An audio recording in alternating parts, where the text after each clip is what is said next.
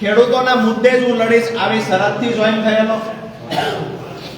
2025 ના એન્ડ સુધી એટલે કે હળદરની ઘટના સુધી આમ આદમી પાર્ટીમાં પણ રહીને ખેડૂતો માટે મેં કામ કરવાના તમામ પ્રયત્ન કર્યા.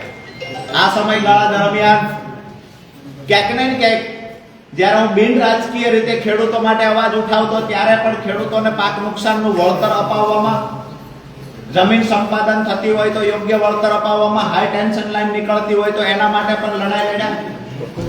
કચ્છમાં પણ લડ્યા છીએ, મોરબીમાં પણ લડ્યા, હળવદના ખેડૂતોને ન્યાય અપાવવા માટે લડ્યા, સુરેન્દ્રનગરના ખેડૂતોને 2018 થી 25 સુધીમાં પાક નુકસાનનું વળતર 5 વખત અપાવવામાં સફળતા મેળવી.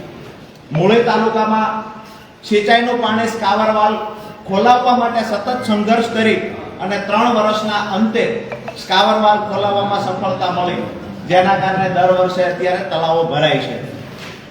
આ વાત એટલા માટે હું કરી રહ્યો છું કે હું જ્યારે કોઈ પોલિટિકલ પાર્ટી સાથે નહોતો જોડાયેલો ત્યારે પણ ખેડૂતો માટે અવાજ ઉઠાવતો, ત્યારે પણ ખેડૂતો મારી સાથે જોડાયેલા હતા. હું આમ આદમી પાર્ટીને મજબૂત બનાવવા માટે ક્યાંક ને ક્યાંક મને જે થયું કે કોઈ પાર્ટી સાથે હશું તો આથી પણ મજબૂતાઈથી લડાઈ લડી શકાશે, એટલા માટે આમ આદમી પાર્ટી સાથે હું 2022 માં જોડાયો. પરંતુ